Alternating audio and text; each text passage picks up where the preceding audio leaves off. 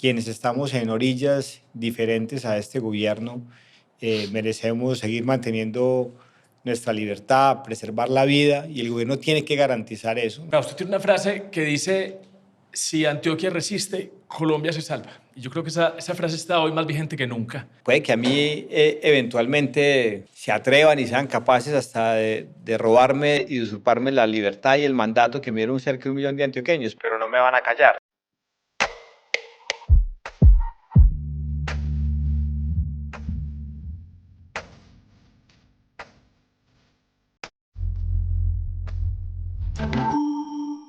Bueno, estamos aquí en otro episodio de la tertulia política con Felipe Vélez, conversando aquí con líderes del país. Hemos hablado con precandidatos presidenciales, con periodistas, analistas, y hoy tenemos a un invitado muy importante, al gobernador de Antioquia, gran protagonista del debate hoy territorial y político. Doctor Andrés Julián, muchas gracias por estar aquí con nosotros.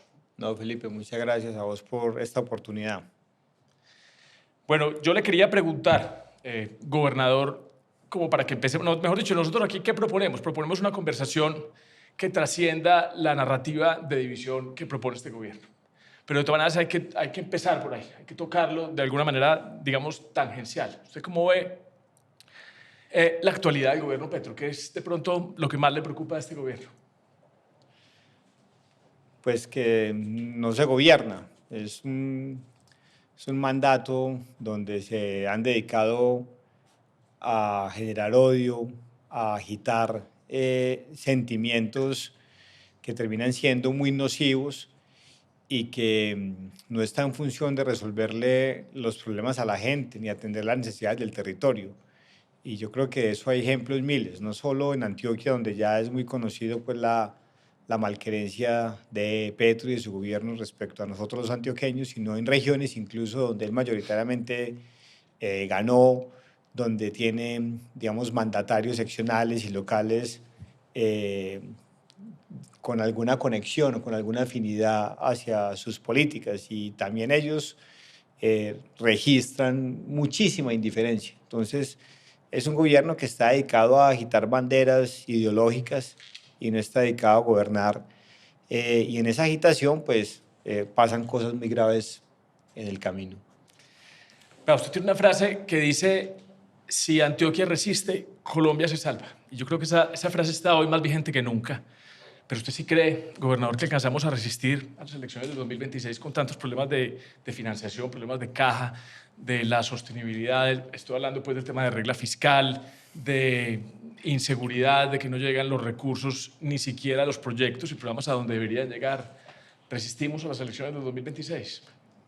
Sí, y tenemos que hacerlo. De peores situaciones hemos salido. Los antioqueños y los colombianos, todos en general, necesitamos es seguir muy atentos, no callarnos. Quienes estamos en orillas diferentes a este gobierno, merecemos seguir manteniendo nuestra libertad, preservar la vida, y el gobierno tiene que garantizar eso. Nosotros como ciudadanos tenemos que ser muy vigilantes, muy exigentes con las instituciones. Finalmente, en un año, Dios mediante, Petro y todo lo que él representa pasará a ser un mal recuerdo del país, y van a quedar las instituciones. Las instituciones son las que garantizan que la democracia se mantenga. La democracia parece ser una cosa muy efímera, pero solo es rodeando las instituciones, siendo exigente con ellos, vigilantes de las mismas, es como lograremos salir de esta situación. Y yo creo que de pronto hay algo un poquito como de torpeza política, sentiría yo, porque es que usted lo ha mencionado, Antioquia representa el 15% en el peso de la economía nacional y algo más o menos similar en el tema electoral. Y yo creo que este freno intencionado o esta intención de frenar el desarrollo de Antioquia le va a terminar a él costando mucho también en términos electorales, ¿no cree usted? De que hay un sector, pues, perdón, toda una región que va a sentir esa afectación de estos 4 años y vaya a votar por la opción contraria. No, aquí ya la hemos sentido, y nos ha tocado incluso comenzar a honrar obligaciones del gobierno nacional, por ejemplo, como la culminación de la vía al mar, que beneficia no solo a Antioquia, sino a todo el país. Pero no es tan torpe. Ellos siguen un libreto que tienen muy claro, y es un libreto propio eh, de algo que en su momento causó hasta sorna y que se llamaba y se denominaba el castrochavismo. Hoy esos dos personajes están muertos, pero Petro y sus aliados parecen seguirlo a pie de juntillas. Y, por ejemplo, si ellos avanzan en la línea de silenciar a la oposición, de generar un clima de odio tal que acontezcan o sigan presentándose hechos de violencia tan lamentables como los que se han registrado, o incluso encarcelar a los opositores, pues en muchos sitios como en Antioquia, es muy claro lo que pasaría si llegaran a cercenarnos, a usurparnos el mandato que a mí en particular me dieron 1 millón de antioqueños. Y es que el gobernador encargado lo nombraría Petro y casi que por el tiempo que a él le diera la gana. Entonces, no es una cosa de torpeza. Yo, por el contrario, creo que es una estrategia bastante bien detallada y seguida a pie juntillas de un libreto que se sigue por parte de lo que ha acontecido infortunadamente en otras latitudes. O sea, ¿usted cree que hay una persecución política por parte del gobierno Petro? ¿Usted cree que hay una estrategia de persecución política? No me cabe la menor duda, no solamente respecto a mí, sino a cualquier otra persona o instituciones que se atrevan a hacerle frente, a hacerle contención a lo que ellos representan. Y inclusive usted mencionaba de un proceso que usted tiene en la Fiscalía por la construcción de unos CAEs que ya se entregaron y donde ha habido más de 30 actos de investigación recientemente, mientras que procesos como los de Daniel Quintero, que desfalcó a la ciudad, no avanzan de ninguna manera. Sí, lo más importante en eso, por destacar, Felipe, es que ahí están los CAIs, con sus ventanas, con sus pisos, sus techos, sus vidrios, sus banderas, todo funcionando. Y a uno como alcalde, en mi caso, cuando los hice, llevando seguridad e infraestructura para la policía del barrio más peligroso, que fue el Juan Antonio Murillo, Cuatro Esquinas, y a otro que alberga muchísimo turismo como San Antonio, donde existía una estación de policía. La habían levantado, cuando la levantan justo asesinan a un cura por robarle, por fletarlo, y nosotros decidimos hacer el CAI allí. A un alcalde lo que le corresponde es honrar lo que prometió, como nosotros lo pusimos en el programa de gobierno, en el plan de desarrollo, buscarle financiación y ya, digamos, la puesta en funcionamiento de saber cuántos policías le meten, cuántas motos, etcétera. Eso ya es algo que está por fuera del resorte un mandatario local y que es propio de la Y policía. ese es Entonces, supuestamente el motivo de la investigación. el motivo de la investigación es que, como los CAI, hubo un tiempo en que infortunadamente no tenían policías asignados. Y eso le correspondía a la policía. Eso es un tema de la policía, entonces me abrieron a mí una investigación fiscal, ya va en la penal. He tenido 4 fiscales en plena campaña que hicieron no solamente imputarme cargos, sino encarcelarme por ese hecho. Y bueno, en la 4ª fiscal que llevo, como lo destacabas, en menos de un mes, ha tenido ya cerca de 30 actuaciones, develando una celeridad inusitada y que no es propia de lo que ha acontecido en otros frentes. Pero además yo te digo una cosa, Felipe, cuando un fiscal pretende imputarle a uno cargos, y como en su caso quisieron a mí en plena campaña cuando comencé a liderar las encuestas encarcelarme, es porque tiene un arsenal probatorio lo suficientemente contundente para proceder de esa manera, para que te lo autorice un juez de garantías, de control de garantías. Pasaron 2 años, casi 2 años, desde ese primer momento en el 2023 hasta lo que está aconteciendo ahora, y entonces ahora están investigando ¿qué? De unos contratos que están liquidados hace 7 años, donde no se perdió un peso, donde están las infraestructuras allí, que además ya la policía los tiene, finalmente los recibió en comodato y los tiene funcionando.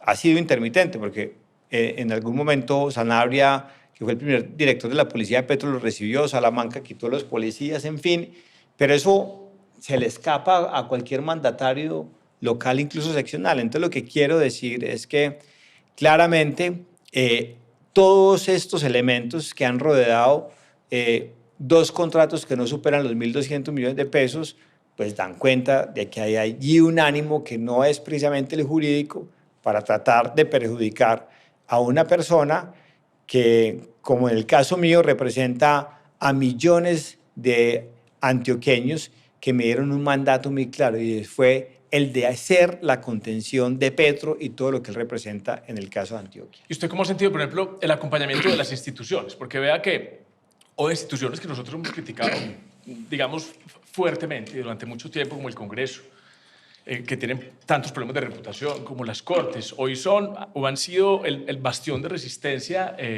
frente a los abusos del gobierno Petro. ¿Usted ha sentido el acompañamiento de, digamos, de esas instituciones, de la Procuraduría, en este tema de este proceso, de una posible persecución política? Yo he pedido que la Procuraduría haga una vigilancia especial sobre este proceso, que se haga público además, que todas y cada una de las actuaciones que tienen que ver sobre el particular pues puedan ser conocidas por todos los colombianos. Y claro, yo pienso que esas instituciones y sobre todo las personas que las han liderado nos han sorprendido gratamente por cuenta del liderazgo, de sus posiciones y por hacernos tener todavía esperanza en que aquí la división de poderes existe, que es algo tan caro en una democracia. Entonces, mientras en esas instituciones tengamos a personas de ese talante dispuestas a defender nuestra democracia, aquí todavía habrá esperanza, Felipe. Bueno, y en otros temas distintos a este, donde yo siento que están utilizando este proceso como un método de presión de pronto para callarlo, usted como esa voz política de oposición tan fuerte desde las regiones. Pero cómo se han comportado esas instituciones en otros temas que son tan importantes para la región, como el tema del aeropuerto José María Córdoba, donde el Aerocivil ni raja ni presta el hacha, simplemente no da una decisión de seguir adelante para poder construir y seguir adelante con ese plan maestro, sobre los recursos que no llegan a las vías 4G, lo que ocurre en este momento con Puerto Antioquia, con programas simples como el tema de alimentación escolar, como ¿qué ha pasado ahí en temas de presión, de instituciones, de la bancada antioqueña, de que haya la posibilidad de hacer una demanda ante las Cortes? Hay temas de estos que yo siento que no son tan potestativos y que hubiera la posibilidad real de ejercer presión jurídica política. Bueno, arrancando por el inicio de tu pregunta, a mí no me van a callar. O sea, puede que a mí eventualmente se atrevan y sean capaces hasta de robarme y usurparme la libertad y el mandato que me dieron cerca de 1 millón de antioqueños, pero no me van a callar. Eso es algo en lo que yo me mantendré a pie juntillas, honrando hasta el último día de mi vida. Y es que los antioqueños me dieron un mandato claro que tengo que, digamos, representar y hacer valer. En los demás frentes, nosotros que hemos visto, Felipe, que siempre en Colombia habíamos conocido que este era un país en exceso, centralizado, casi que con mucho fastidio alrededor de esa figura del centralismo, que de paso esa discusión entre centralismo, federalismo, autonomía es casi tan antigua como la república misma, pero nunca nos había preocupado tanto como ahora, porque nunca habíamos visto a alguien desde el gobierno nacional casi que con una actitud deliberada de hacer daño y a las regiones. Y eso me parece que es un poco lo que ha venido tomando lugar recientemente. Entonces, eso es algo que nosotros tenemos que corregir en un debate democrático sano, y por eso yo celebro que hoy se discuta, al margen de todas las dificultades que tenemos, ese componente de la autonomía fiscal. Es muy importante de verdad para seguir profundizando la democracia, la división de poderes, seguir dándole curso a la discusión de la autonomía fiscal que debe existir en las regiones. Casi que dejar al gobierno nacional con los 4 bienes de vocación nacional por excelencia, que son la seguridad y defensa, las relaciones internacionales, la política macroeconómica y la justicia, porque todos los demás componentes se hacen mejor desde los gobiernos regionales o los gobiernos locales. Y eso es algo que el país, yo creo que ha ido entendiendo. Tener a alguien tan poderoso, digamos, con tanta discrecionalidad es bastante peligroso. Cuando se utiliza mal ese exceso de poder presidencial, ¿cierto? Sí, pero en economía hay un debate muy famoso entre reglas y discreción. Entonces, eso es algo que se aplica a la política monetaria, a la política fiscal. Por ejemplo, la regla fiscal es un claro ejemplo de una regla, ¿cierto? Valga la redundancia. Aquí hubo un mandato de la Constitución del 91 que llegó a decir, en la misma Constitución, el 46% de los ingresos corrientes de libres de corrientes de la nación deben ser de los departamentos y los municipios. Y en el año 98 llegamos a ese punto, el 46%. Hubo dos reformas constitucionales que le quitaron desde el año 2001 hasta la fecha a las regiones cerca de 500 billones de pesos. ¿A dónde fue a parar todo ese gasto discrecional? Al gobierno central. Y usted se pregunta, bueno, ¿y las regiones se ajustaron fiscalmente? Las regiones tienen leyes que limitan su endeudamiento, departamentos y municipios, leyes que limitan sus gastos de funcionamiento. La gran mayoría de los entes territoriales tienen calificación AAA por las calificadoras de riesgo, lo que no tiene la nación. Y mejoraron las condiciones, esos 500 billones de pesos a pesos corrientes, se destinaron a equiparar las condiciones entre las regiones, entre las personas. Hay regiones que han salido de la pobreza, que se han hecho grandes proyectos de infraestructura.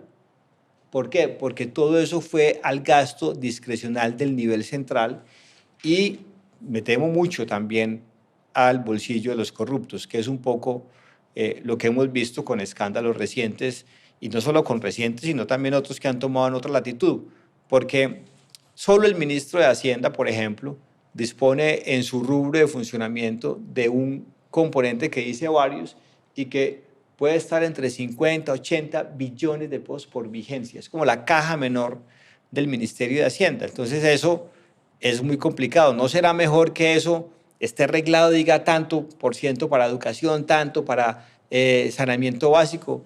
Nosotros tenemos unas precariedades en regiones de Antioquia que son propias de las más vulnerables del Pacífico, el Caribe colombiano, de la Amazonía. Antioquia es muy distinta a lo que pasa en el Valle de Aburrá. Tenemos nueve subregiones, todas ellas muy diferentes. Yo quiero tocar muchos de esos temas que usted ha mencionado un poquito más adelante, pero no quiero que se me pase este comentario. Yo hablaba también aquí en esta tertulia política con Juanita León y conversábamos de los legados digamos, de este gobierno. Y uno de los grandes legados que tiene este gobierno es el tema de la descentralización, ¿cierto? No es que sea intencionado, sino que están generando en las regiones como esa necesidad. Venga, nosotros tenemos que depender de nosotros mismos.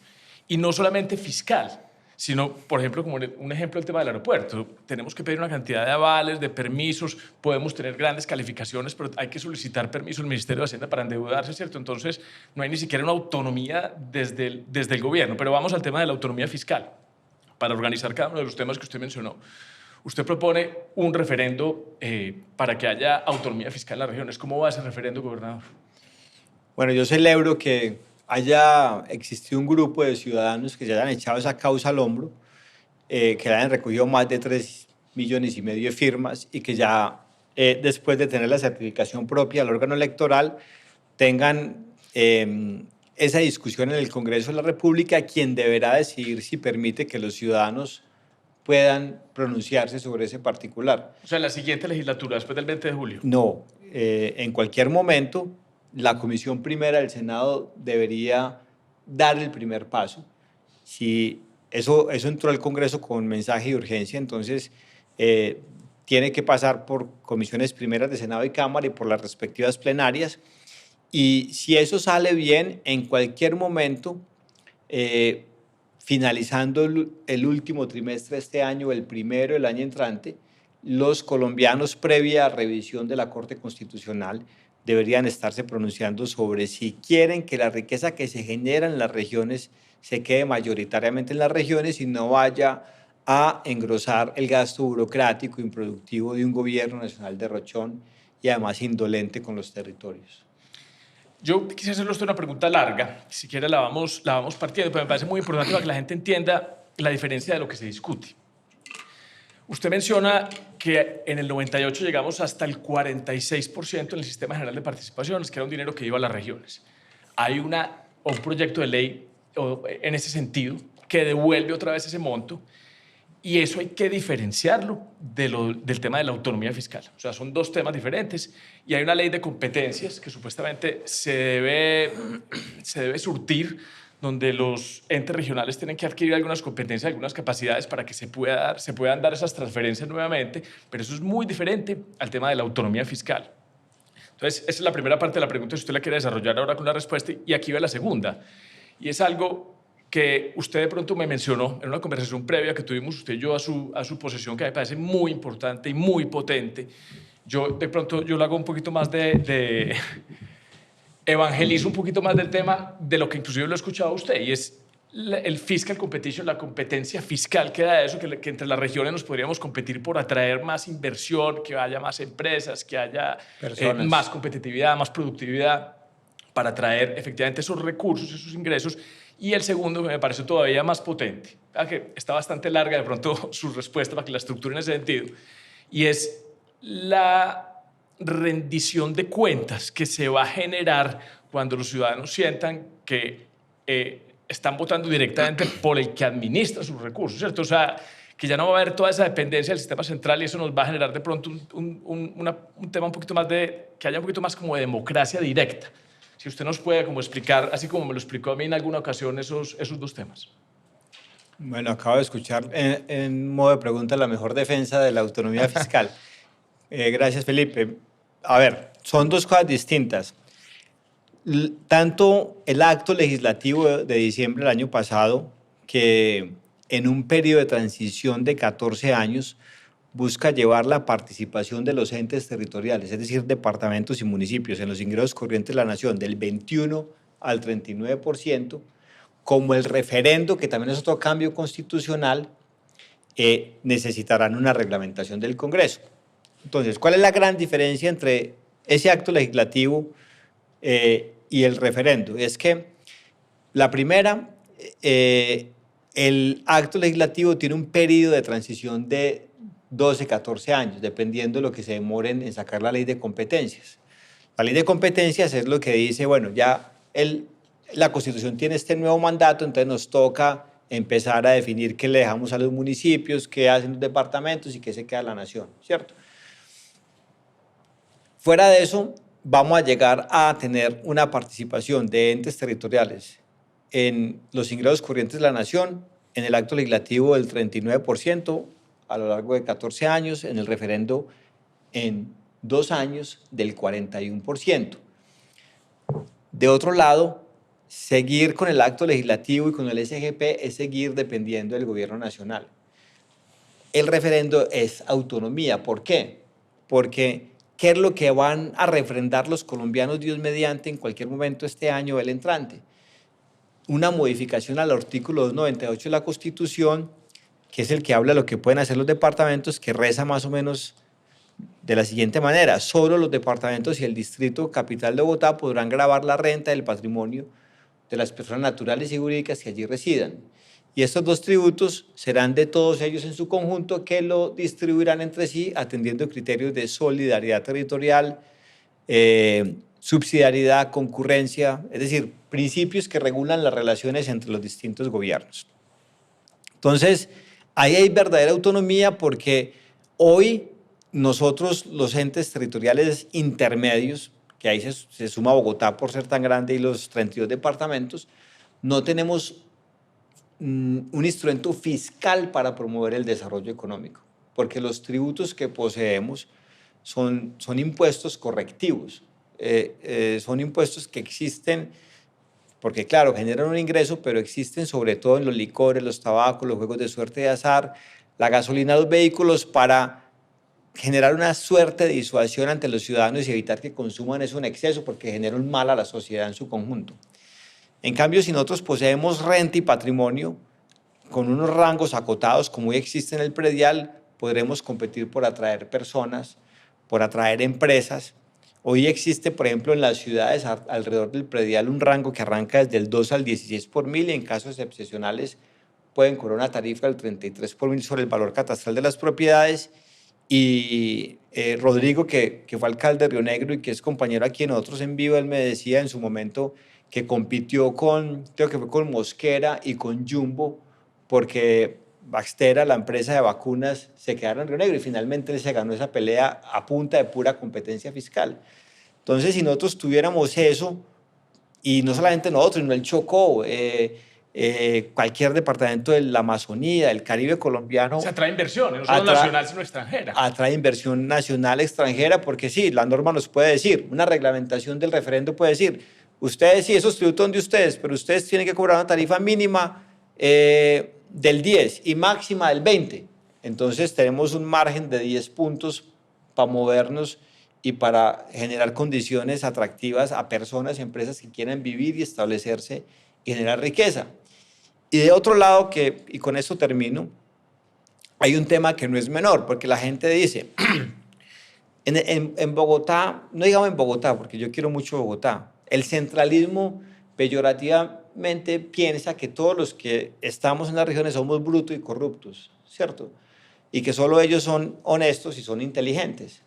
Entonces, se les olvida algo que han estudiado mucho los politólogos, y es esa capacidad que tienen los ciudadanos de organizarse y vigilar cuando sienten que el nivel de desarrollo que se provee en su territorio depende directamente de su bolsillo. Aquí, porque hubo una veeduría tan estricta, gracias a Dios, contra una alcaldía nefasta como la de Daniel Quintero? Porque Medellín es algo es una ciudad que se financia mayoritariamente de lo que pagan sus ciudadanos en impuestos. Incluso la suma de los tributos locales es mayor que lo que le transfieren incluso empresas públicas de Medellín. Y mientras exista esa relación, los ciudadanos van a ser muy vigilantes, van a poder hacerle un seguimiento a cómo se aplican los recursos. Seguramente habrá corrupción, infortunadamente, pero estoy absolutamente seguro que será menor que la que hoy existe con el arreglo institucional que hoy tenemos. Esa me parece de las más potentes. Yo le voy a poner un ejemplo, por ejemplo, vamos a escoger el Putumayo, que espero que no es un ejemplo aleatorio que no sea motivo de ofensa. Siempre dependen de que se giren recursos a través de congresistas para que se pueda hacer o no algo. Entonces ellos sienten que cualquier persona que elijan no va a haber ningún cambio. Cuando eso ya está en sus manos, eso es lo que va generando de pronto una relación de causalidad en el tema democrático que yo creo que hace que se fortalezca también en las regiones y en las más alejadas del país. Eso se lo entendí yo a usted en esa conversación. Y eso es absolutamente verídico. Y usted puede intuitivamente hacer una conclusión a lo largo de lo que ha sido la elección de las alcaldías y de las gobernanzas, la elección popular. Hay mejores gobiernos, generalmente ha habido mejores gobiernos, por lo menos más visibles, en las alcaldías, en las ciudades intermedias que en las gobernaciones. Porque el vínculo entre gobernantes y ciudadanos se estrecha alrededor de la tributación que ejercen esos ciudadanos en esos territorios. Son más vigilados los alcaldes que un gobernador. Pero también porque desde esa misma época, desde la elección popular de gobernadores, también los dejaron sin recursos. Entonces yo también creo que ahí no se siente que haya una capacidad de hacer. Pero digamos que, por ejemplo, es que una de las fuentes grandes de nosotros aquí, bueno, es el impuesto vehicular. Aquí hemos hecho una cosa bonita con el impuesto vehicular, porque le hemos dicho a los ciudadanos que buena parte de ese recaudo va a combatir el hambre. Entonces la gente ha pagado de más, tenemos un incremento del 20% de más, etcétera. Creamos un tributo que es el de la tasa de seguridad con foco en ese componente. Entonces la gente ahí tiene cómo vigilar, pero lo que pagan alrededor de la gente cuando toma un aguardiente no está pensando en qué se irá a gastar el gobernador la plata del tributo que me están cobrando por este aguardiente, por este cigarrillo que me estoy fumando. En cambio, cuando a usted le toca pagar predial, usted sí se pregunta, usted va a cuidar lo que pagó. Esto sí lo estarán invirtiendo bien, y usted empieza a revisar qué ha hecho el alcalde de su territorio, cuando paga industria y comercio, cuando paga por una licencia de construcción. Entonces, a veces el tributo mismo establece una relación de más vigilancia entre los ciudadanos y el gobernante, y eso es muy propio de los gobiernos locales y no de los territoriales. Por eso, en general, no estoy hablando mal de mis colegas, de quienes han pasado por acá, que ha habido gente muy buena, muy decente. En general, los gobiernos locales de ciudades intermedias y grandes son más vigilados, hacen mejores gobiernos, son más visibles incluso que lo que se puede hacer en una gobernación. Bueno, yo había guardado esto para esta pregunta. Usted hablaba de ese rubro que tiene el Ministerio de Hacienda de 80 billones de pesos, ¿cierto? Que generalmente llega a las regiones. y llega a las regiones dependiendo de cómo estén funcionando los congresistas de las regiones en relación con lo que quiere el gobierno que avance o no, ¿cierto? Entonces los congresistas se han vuelto unos tramitadores de las regiones, y esa principal excusa, esa gran excusa de por qué no entregarle recursos a las regiones, yo creo que con esto se cae de su propio peso. Y ahí va la pregunta, o sea, esa gran objeción desde Bogotá, desde la centralidad, de que el dinero se puede perder en las regiones. ¿Cómo afrontar esa discusión, esa objeción? Es que, primero, con el referendo es muy importante destacar que todos, absolutamente todos, los departamentos y los municipios de Colombia doblarían los ingresos respecto a lo que hoy reciben vía SGP. Y entonces Petro ha dicho, eso es una discusión egoísta, porque ese referendo es para que Antioquia se quede con la plata y Bogotá. Y vamos a mirar estos dos casos detallados. Bogotá en el año 2023, las empresas y las familias bogotanas le tributaron a la nación 71 billones de pesos. Y la nación le devolvió en SGP menos de 4 billones. Con el referendo recibirían 10. ¿Hacia dónde se van los otros 61 billones? A esa gran bolsa para garantizar que Putumayo, Amazonas y todos sus municipios doblen los ingresos. Sin pasar por el gobierno central. Sin pasar por el gobierno central. Sosteniendo un Estado central gigante, sí. Paquidérmico. Ineficiente, con muchos vasos comunicantes en la corrupción, etc. Antioquia, ese mismo año 2023, le tributamos 41 billones. Nos devolvieron a los 125 municipios del departamento en transferencias 6 billones de pesos. Con el referendo recibiríamos 11. ¿A dónde van los otros 30? A esa gran bolsa. Entonces, claro, me cuentan algunos de los promotores del referendo que cuando un congresista muy poderoso de la Comisión Primera vio todo eso, dijo, pues se sorprendió, dijo, ¿y ustedes creen que yo voy a votar por eso para que se quite el poder de intermediación que hoy tenemos los congresistas con el gobierno central? Si es que nosotros, esa es nuestra labor esencial. El Congreso, ellos son los legisladores, no los tramitadores. Entonces yo le dije, ¿por qué no le dijo que aprovechara y se lanzara a la gobernación de su departamento? Pues porque va a tener una verdadera posibilidad de servicio y de transformar la vida de sus paisanos, que hoy no se tiene de un nivel intermedio de gobierno. Entonces, yo creo que el referendo sería una de las reformas, no solo fiscales, sino también casi que política, más profundas y estatales que hubiera podido tomar lugar desde la Constitución misma del 91. Yo en lo personal creo que está bien que los congresistas decidan sobre el nivel de gasto que se ejecuta en una región. Yo creo mucho en esa famosa máxima liberal de no taxation without representation. Si usted representa a un grupo de ciudadanos, usted tiene derecho a definir qué pasa con la tributación que se va a imponer sobre esos ciudadanos y el nivel de gasto que se deriva de allí, en qué se podría destinar. Porque si usted lo representa a ellos, pues esa es su labor esencial. ¿Cuál es el problema? Que en Colombia los congresistas, los concejales y los diputados representan a todos y a nadie a la vez, por el tamaño de las circunscripciones que tienen, pero eso es otro asunto. Ya, sí, claro, el tema de distritos y otra reforma grande que tendría que venir después. Exactamente, ese es otro tema de una gran reforma electoral. Aquí no hemos entendido... Que los territorios sepan cuál es su concejal, cuál es su representante de la Cámara. Como pasa en otras latitudes, sí, que usted llega allá y lo primero que hay es una valla que dice representante del distrito no sé qué y su número de teléfono y su correo. Es importantísimo. Y usted sabe cómo votó su representante, ¿cierto? ¿En el Congreso o en el Consejo? Así es. Eso es muy importante. Eso es muy importante y eso visibiliza y transparenta la política. Entonces, a veces aquí dicen que no, que la reforma política, que la financiación, no. Es el eslabonamiento que debe existir entre quien ejerce una representación de los ciudadanos, la capacidad de que ellos le puedan dar seguimiento, que sepan qué hace, que esté en el escrutinio público y bueno, y si lleva una inversión, pues que se ejecute esa inversión. Y entonces él tendrá que poner y levantar allá, es que yo estoy peleando porque en esta apropiación se haga la escuela de Peque, por decir algo. Y es lo que demandarán sus ciudadanos. Pero ¿usted cree que es posible, Felipe, que con todo este nivel de ingresos que representa Antioquia, lo que tributa los ciudadanos del país en su conjunto, nosotros tengamos todavía, por ejemplo, en Antioquia, el Urabá sin agua, sin alcantarillado, el Bajo Cauca, sin vías?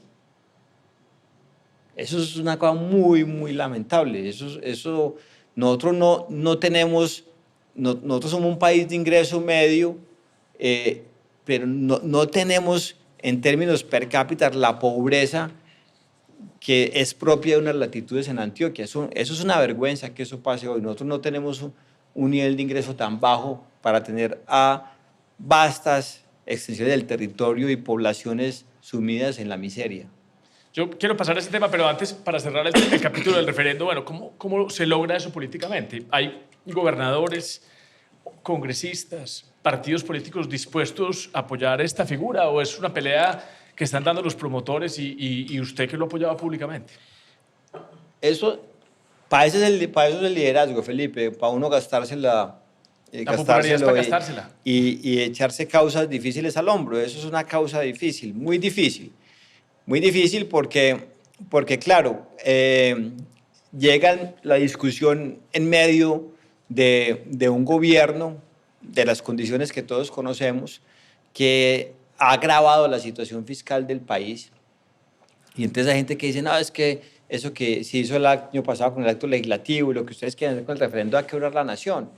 Y entonces yo lo que les he dicho es que tanto con el acto legislativo, con ley de competencias, como con referendo, indefectiblemente el gobierno nacional tiene que reducirse. Es que yo creo que hemos aprendido muchas cosas, Felipe. Este gobierno nos da muchos Hay legados. muchos legados indirectos. Muchos legados, pero uno de ellos es que nosotros no podemos seguir con un gobierno central de ese tamaño, con un presidente tan poderoso, porque aquí el poder y tanta discrecionalidad ya sabemos que puede ser muy peligroso. El poder de contratación. Yo entiendo que la nómina ha crecido, si no estoy mal, en algo relativo cercano al 1.000.000 de contratistas. O sea, eso es hacer política con ese tamaño del Estado y yo creo que nadie, mejor dicho, los ciudadanos que pagan impuestos, nadie quisiera que estuvieran empleados en ese tipo de cosas. Pues lo que escribió Mauricio Cárdenas hace un par de meses, que a marzo de este año se habían gastado 14, 15 billones de pesos en contratos de prestación de servicios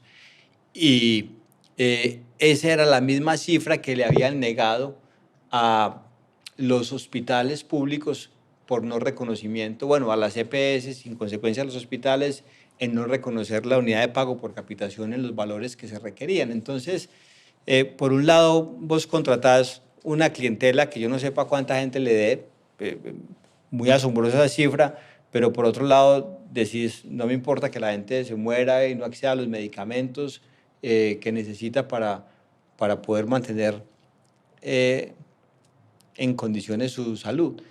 Es muy lamentable. Y Plata eso sí hay, prioridades de pronto no. lo resumes de la mejor manera. Bueno, y para pasar entonces a Antioquia, gobernador, ¿usted cómo encontró entonces Antioquia cuando usted llegó? ¿Cómo lo encontró en términos institucionales, de finanzas, de seguridad, problemas en el territorio? Pues yo me encuentro en un departamento, pues ya no es momento que haya un año y medio de hacer balances, pero como me lo preguntas, te tengo que responder. Nos encontramos un departamento donde desde mi llegada hasta la fecha, por cuenta de la paz total, disidencias FARC han crecido un 70%, Clan del Golfo un 60%, viendo cómo se han recrudecido en algunas zonas los problemas de orden público, cómo han crecido los cultivos de coca. A mí me tocó estar aquí y presenciar como ciudadano cuando este departamento llegó a tener 900 hectáreas de coca y tiene 18.000. El tema de la minería ilegal exacerbado, etcétera. Pero mucho valor y una gran disposición de los soldados y policías que cuando encuentran, así sea en un gobierno territorial, apoyo, también sacan lo mejor de sí para arrinconar el crimen, el delito y proteger a los ciudadanos. Me encontré un departamento muy grande, burocráticamente. Nosotros redujimos el tamaño del nivel directivo del componente central a la mitad y estamos buscando echarle tijera también a entidades descentralizadas.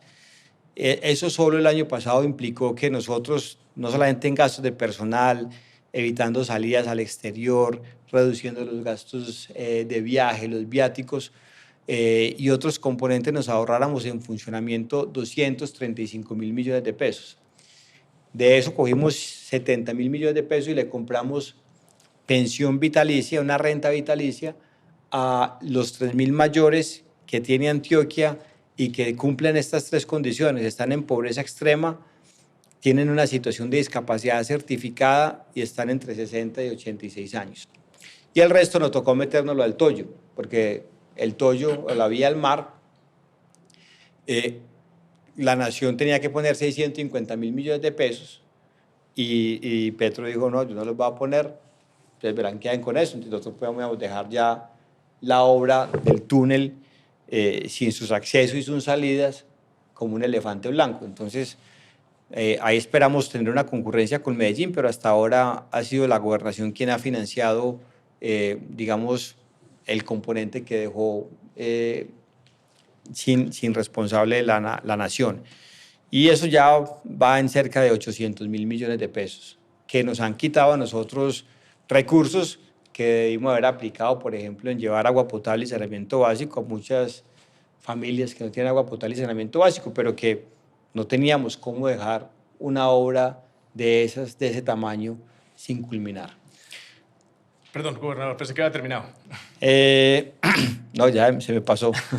Discúlpeme. Tranquilo, no. Es que me parece muy importante, porque yo creo que parte de vencer esta narrativa y este discurso de las buenas intenciones, yo creo que estos ejemplos prácticos sirven mucho para eso. Entonces hay una reforma pensional que mucha gente, inclusive desde la academia, ha defendido. A mí me parece que es una reforma pensional que inclusive expropia recursos de los colombianos. Y lo que usted está diciendo es muy importante, porque hay un pilar solidario que va precisamente a eso, a cubrir la renta vitalicia de las personas que nunca cotizaron en pensiones. Y para eso se necesita voluntad política. Porque ¿qué había que arreglar con las pensiones? Había que arreglar dos cosas: las pensiones altas y la edad de las pensiones. No arreglaron ninguna de las dos. De pronto el tema de las pensiones altas, pero no había que hacer todo ese desbarajuste, expropiar los recursos de la gente que ya no son de la gente que ahorró toda su vida. Y eso requiere el voluntad política. Yo lo felicito, gobernador, que este tipo de cosas son muy importantes, porque lo más importante, aquí el tema es de hechos, y esto yo creo que es parte de la pedagogía política que nos corresponde hacer en este momento. Sí, es que también hay una cosa muy potente en todo esto, y es que no todo tiene que ser una ley ni una reforma a la Constitución, ¿cierto? Yo creo que cuando uno tiene la disposición y el propósito de hacer las cosas, es capaz de sacarlas adelante y encuentra aliados que le ayudan en ese camino. Y también, digamos, de cara a lo que estamos discutiendo, por ejemplo, con el mercado laboral. Aquí tenemos un problema laboral muy teso y está representado no solo por la alta informalidad, que para mí es el problema social más grave que tiene Colombia después de la violencia, es tener al 60% de su fuerza laboral en la informalidad.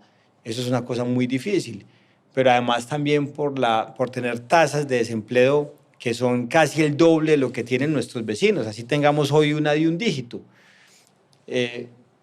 Eso me parece que es lo suficientemente problemático. Y eso se resuelve con lo que está planteando Petro en la reforma laboral o con lo que quiere hacer en la consulta. No se resuelve. Lo agrava. Lo agrava.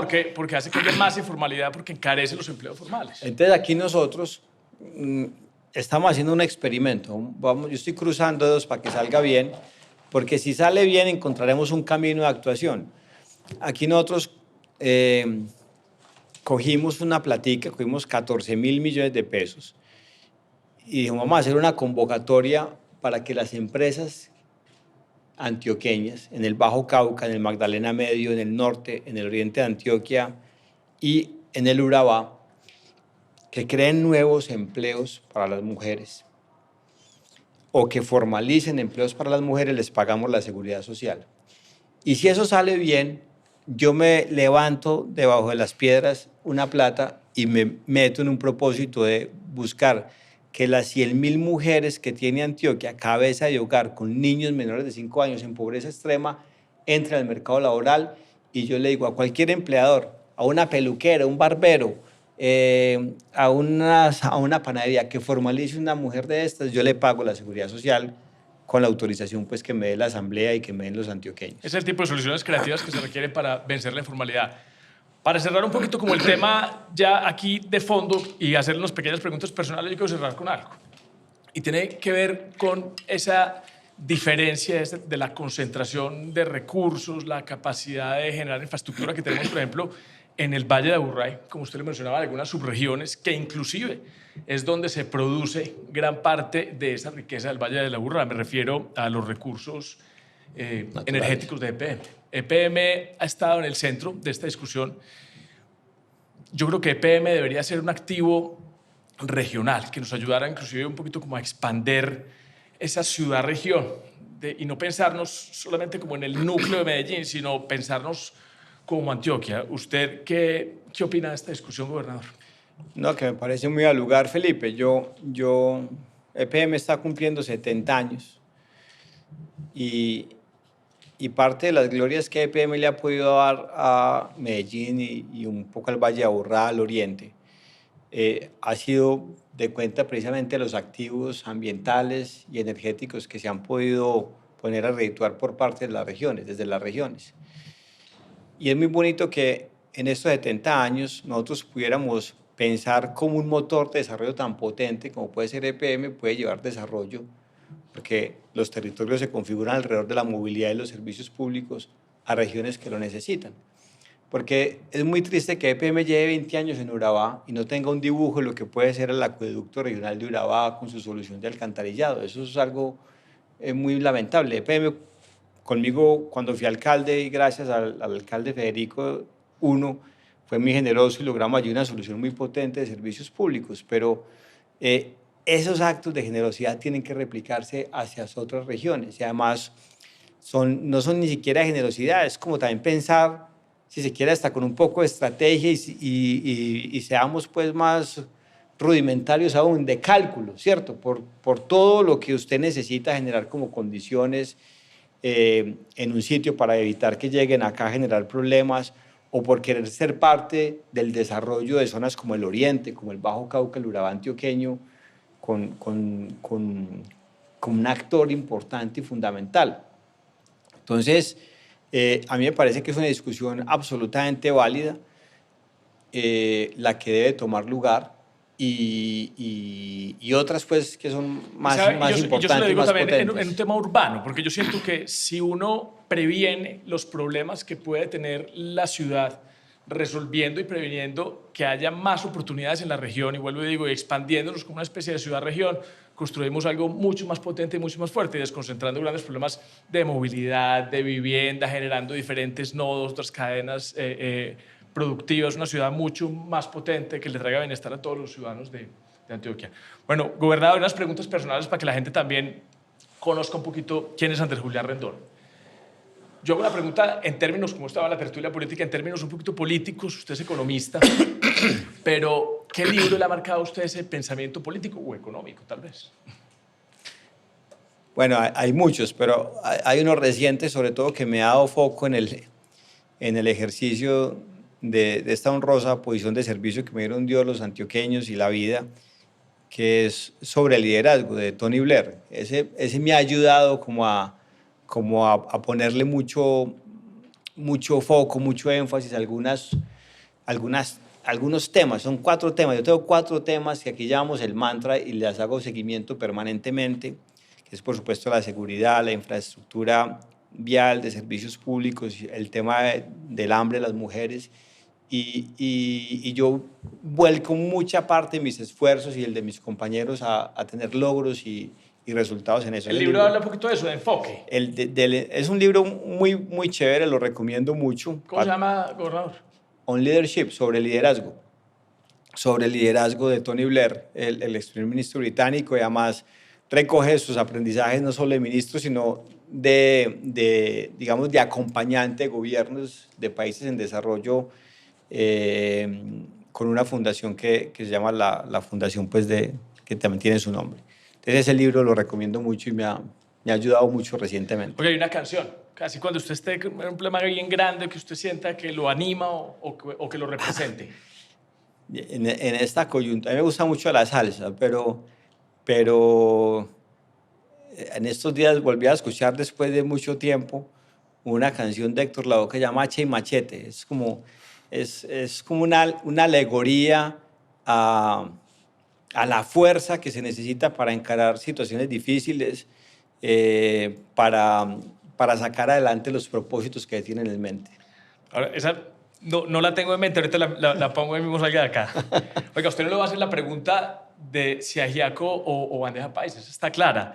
Pero cuénteme más bien de un plato así que usted se haya comido allá en un rincón de Antioquia que, mejor dicho, que lo tenga que recomendar. ¿Qué plato y qué lugar? Lo que pasa es que yo soy muy dulcero, entonces... Entonces, dulce. Dulce, Urra... pero tiene que darle de San Antonio. Ah, no, sí. En Urrao le dan un dulcecito como de leche encostrado. Además es re complicado de comérselo, pero es muy bueno, es muy rico. Como un arequipe. Es como un arequipe, pero endurecido, y se lo dan a uno en una hojita. No, eso es una vaina muy buena.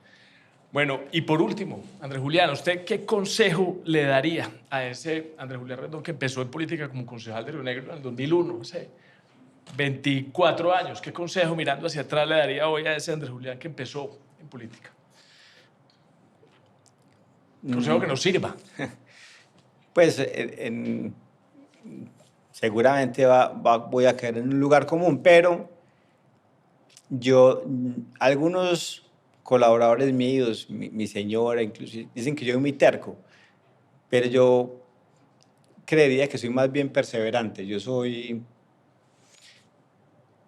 Yo procuro siempre como volver a intentarlo una segunda y una tercera vez, y la más clara muestra de eso es que yo me tomé 3 intentos para ser alcalde de Río Negro, y hubo un momento en que cuando perdí la segunda vez dije, esto ya...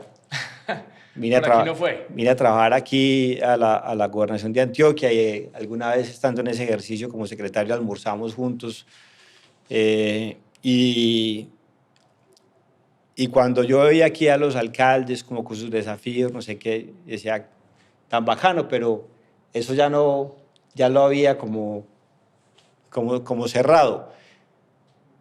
Después, por fortuna, volví a animarme, y ha sido de las experiencias de servicio público más bonitas, conjuntamente con esta que ha tenido. Entonces, todo esto simplemente para decir que hay que perseverar. La constancia vence, lo que le ha dicho no alcanza. Sí, eso pues se lo repito no mucho a la abuelita, a la mamá, pero eso es muy potente. Uno lo que quiere realmente tiene que buscarlo con amor, con propósito, con decencia, y así se caiga uno muchas veces, hay que levantarse y seguir para adelante.